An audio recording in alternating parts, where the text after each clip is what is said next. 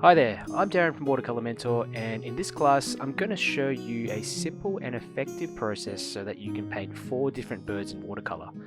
This class will have you painting quickly and loosely in no time. You'll gain confidence in loosening up your brush strokes, and we'll also learn some unique negative painting techniques that will help you create striking compositions.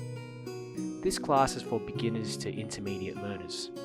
You'll need to have a pencil and eraser, watercolour paper, preferably cotton, large flat or mop brush, a medium flat brush, and a small 1 to 4 round brush for detailing. So roll in this class and let's get started.